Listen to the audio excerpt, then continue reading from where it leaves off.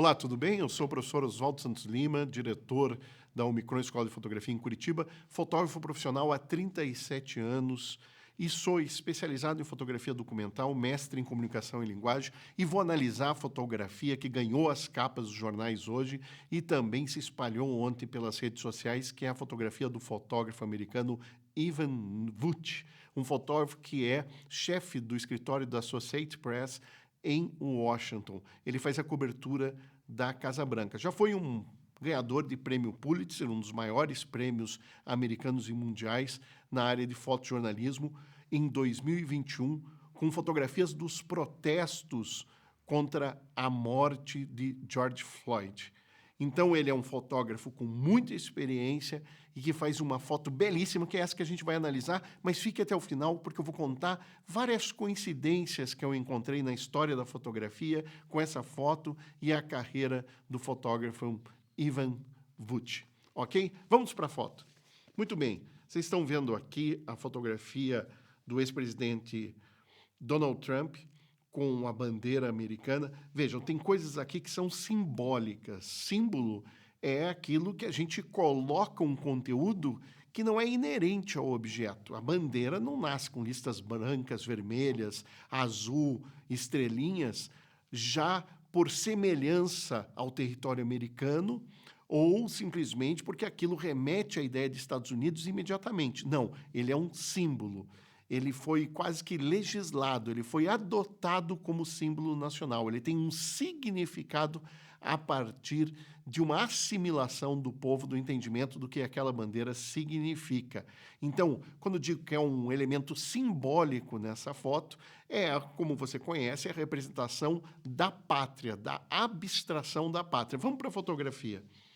Eu vou fazer alguns riscos na fotografia, mostrar para vocês algumas coisas que me chamam a atenção. Muita gente está comparando este movimento aqui do pessoal do Serviço Secreto Americano à fotografia de Joe Rosenthal em 1945 em Iwo Jima. Essa foto que vocês estão vendo agora, que é, claro, tem uma certa semelhança, mas eu acho que o pessoal força um pouco a barra. Eu acho que a fotografia de Joe Rosenthal é uma fotografia histórica em 45, que tem um momento histórico do final quase da Segunda Guerra Mundial. Estávamos ali à beira da rendição, depois da bomba atômica em Nagasaki e Hiroshima, do Japão. Então, eu acho que tem um aspecto de uma guerra que perdurou por anos, uma guerra mundial, que tem um cume dentro da história da fotografia e da política no século XX. Mas vamos aqui para a foto.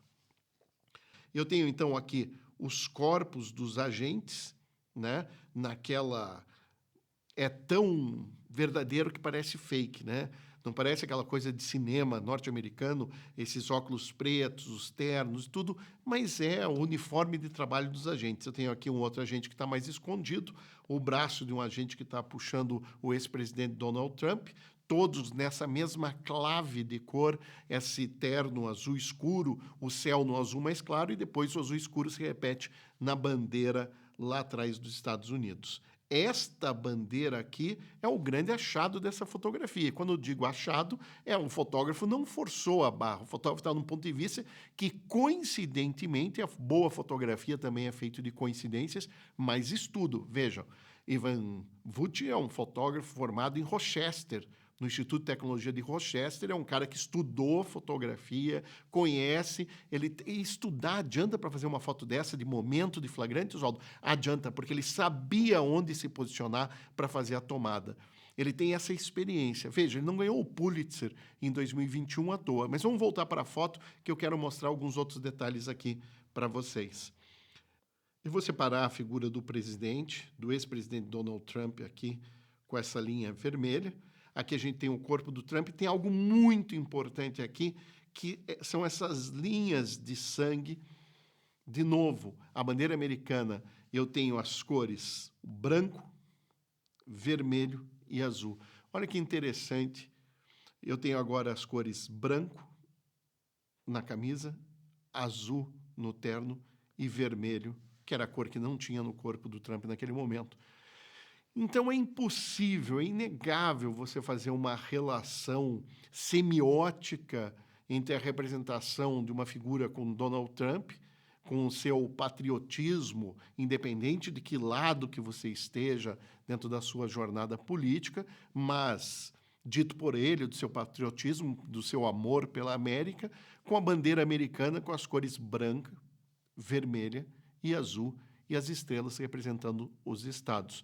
É interessante que o sangue dele traz o vermelho ali.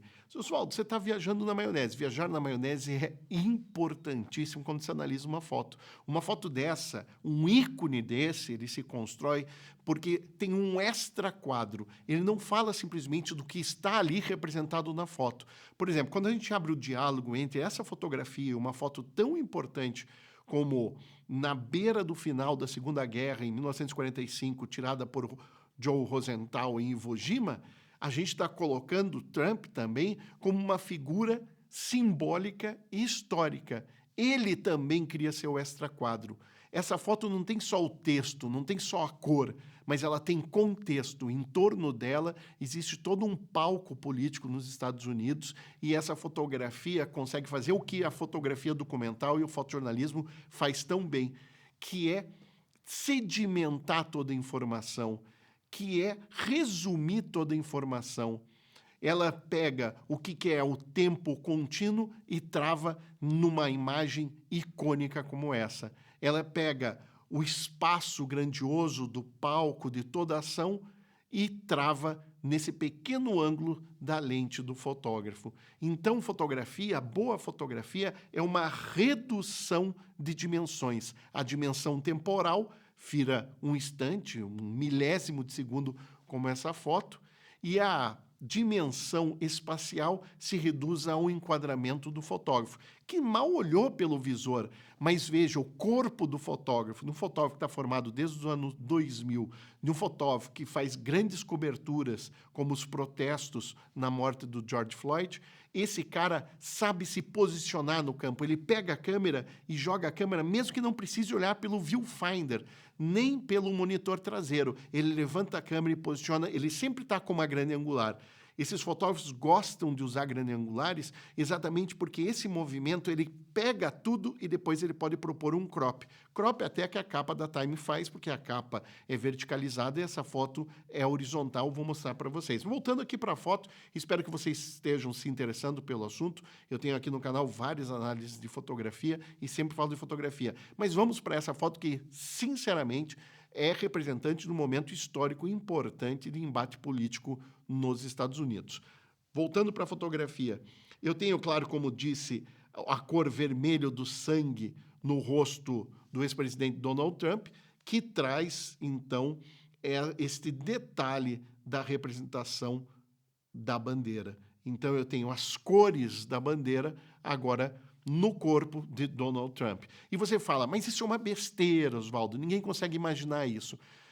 A história é feita de questões coletivas. Ninguém consegue imaginar o que vai acontecer. Esse é o caótico do mundo. E a beleza do fotojornalismo é tentar, por vezes, dar ordem a esse caos, a essa movimentação. E é isso que o fotógrafo acaba fazendo com esta fotografia. Vamos voltar para a foto? Olha esse céu no fundo, esse céu azul maravilhoso, um azul claro, e esse punho cerrado. Daí tem a questão de uma representação desse punho cerrado, de uma representação de força, de movimentos de orgulho, de movimentos que a pessoa se orgulha de sua posição política, independente dela qual seja, que fique bem claro isso, mas ele mostra um momento de força. Donald Trump, ele, como Ronald Reagan, que vinha de Hollywood, vinha do cinema, Donald Trump vem da TV. A gente lembra muito bem quando ele demitia as pessoas ao vivo. Ele tem essa prática, ele entende do significado iconográfico dessas imagens da TV, dessas imagens fotográficas. Então, ele tenta sair do palco na melhor forma possível. Vamos lembrar que ele é um ator da sua campanha. Ele é um cara que está ali representando. Não estou dizendo que isso é ruim ou que isso é bom, mas todos nós temos os nossos papéis sociais. E Donald Trump, nesse momento, está no seu papel social de candidato à presidência dos Estados Unidos. Ele está num palco, e num palco se joga um pouco de mise-en-scène, né, de representação. Não estou dizendo que isso é ruim, estou dizendo que isso é bom, é simplesmente fato ao meu ponto de vista. Ainda dentro dessa imagem, discutindo a imagem, aqui a gente tem alguns ruídos nessa imagem que não são tão interessantes. O mastro que segura a bandeira, possivelmente ela está hasteada por um guindaste, né? A gente vê um pequeno cabo aqui, mas nada disso é um ruído que distraia você do principal, da figura do Trump, com esse punho cerrado para cima, nesse movimento de orgulho, de força de sua campanha política para presidente dos Estados Unidos. Todos parecem uniformizados, né? Mesmo Trump, ele comunga da cor que está na roupa dos agentes do Serviço Secreto americano. Fica uma massa, fica uma certa confusão de corpos ali que se misturam. Mas o fotógrafo foi muito feliz nesse momento. Tem fotos anteriores e posteriores. Possivelmente ele tacou o dedo e tirou diversas fotos, mas ele foi muito feliz na escolha dessa. A gente vai ver que essa foto ganha daí um título na capa da Time. Veja bem, Attack on Trump, né? O presidente dos Estados Unidos, presidente aposentado, sobrevive a um tiro com a nação à beira, né?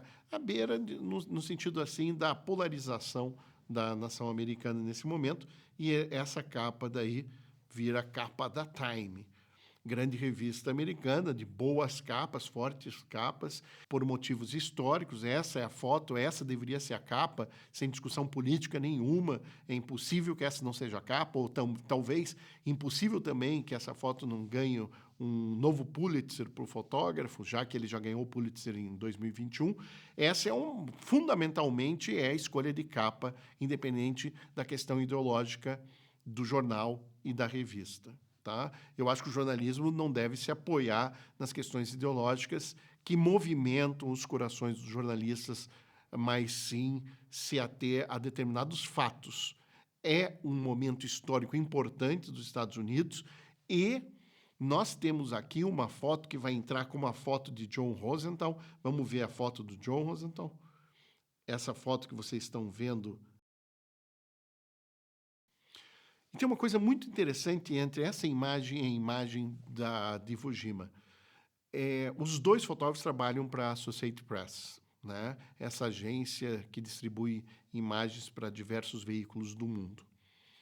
Claro que em Iwo Jima é uma foto de um correspondente de guerra, numa situação muito mais complexa, muito dura, independente se era um final de batalha ou início de batalha, uma situação incomparável à questão que passou o Ivan Vut agora, né? Ele estava tranquilo, tinha comido alguma coisa boa no café da manhã, estava tranquilo, estava tudo ótimo.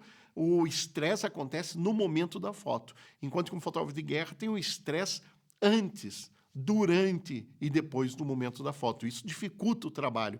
Por isso que eu acho que a fotografia do Ivan Vut nesse momento, ser comparada à fotografia de Iwo Jima, que inspirou selos, cartões, inspirou monumentos históricos nos Estados Unidos, tem uma diferença enorme, uma distância enorme de dificuldade de realização. Ivan Vut até fala, eu sabia que era um momento na história americana e precisava ser documentado.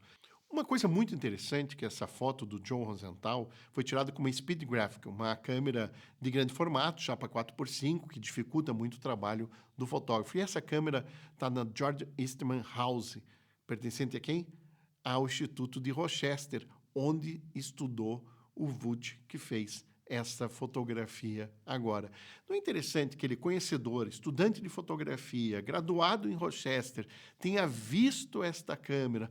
Será que não é um pouco de inspiração metodológica? Eu acho que é aquela inspiração que funciona como um copo que vai enchendo d'água. Em determinado momento da história, aquilo explode em nova fotografia. Eu acho que ele tinha um olhar muito preparado para esse momento da história. Ele estudou para isso, ele trabalhava com o fotojornalismo há muitos e muitos anos. Ele estava com o corpo e com o espírito quente para tirar essa fotografia. Diversos outros fotógrafos fotografavam. Tem uma fotografia interessante, mas eu acho que ela fica só na casa do interessante, do Doug Mills, um fotógrafo do New York Times, que mostra a trajetória da bala. O pessoal está falando, é impossível fotografar a trajetória da bala. É uma coincidência, ele não quis fotografar a trajetória da bala. Ele estava, naquele momento, numa foto frontal, uma foto simples, mas como tem muita luz, ele estava usando uma velocidade de obturador com certeza muito alta. A gente está falando lá de 1.000, 2.000, talvez 4.000 de velocidade de obturador. 1/4.000 segundos. E daí ele tira essa foto. Mas esta fotografia, para mim, só tem caráter de curiosidade. Falta a força e a dimensão estética, iconográfica que tem a fotografia do Ivan Vut. Essa fotografia do Ivan Vut, como eu mostrei, ela vira capa da Time e é uma fotografia que, com certeza, deve dar grandes prêmios ao Ivan Vut. Você sabe que um fotógrafo brasileiro, muito conhecido de todos nós, que é o Sebastião Salgado, ele ficou muito famoso por fotografar o atentado do Reagan, do Ronald Reagan, que, como disse, estava comparando um pouco com o Trump, porque ele é um republicano, ele veio do cinema. O pessoal na época até tirava sarro dessa carreira de cinema do Ronald Reagan, mas foi um presidente muito proeminente nos Estados Unidos, num momento político, no final da Guerra Fria, um momento político muito importante para os Estados Unidos, e ele sofre um atentado, uma bala ricocheteia num dos carros e chega a atingir o Ronald Reagan. E uma das fotos mais importantes desse atentado, as outras estão mal colocadas, os outros fotógrafos não estão bem colocados, é do fotógrafo Sebastião Salgado, que você vê nessa foto ali, no momento que ele tira esta fotografia. Isso deu fama para o Salgado, deu muito dinheiro para o Salgado e possibilitou até o Salgado de fazer isso em 1981, e em 86 ele lança Outras Américas. Isso deu um pouco de capital, tranquilidade para o Salgado, e ele lança um livro chamado Outras Américas, e depois começa a trilogia Trabalhadores, Êxodos, Gênesis, e se transforma num dos maiores fotógrafos do mundo. A minha pergunta aqui é, será que Ivan Vut não está seguindo um pouco o caminho que levou Salgado a ser um dos maiores fotógrafos do mundo? Eu acho que, se ele agarrar essa sorte que ele teve, desse momento, desse bom clique, desse momento histórico, e fizer bons trabalhos daqui por diante, ele com certeza vai se tornar um dos grandes fotojornalistas e, quem sabe, um dos grandes documentaristas desse século. Começou muito bem, estudou, e espero que você entenda que fotografia é isso, é a dimensão do estudo, da percepção, da posição do fotógrafo, das suas escolhas técnicas, estéticas e de carreira. Eu sou o professor Oswaldo Santos Lima, fotógrafo profissional há 37 anos, mestre em comunicação e linguagem. Espero que você tenha gostado desses meus comentários sobre a fotografia. Se você quer saber mais sobre fotografia, se inscreva no canal, dê um clique ali no sininho para receber notificações e te vejo num próximo vídeo. Um grande abraço.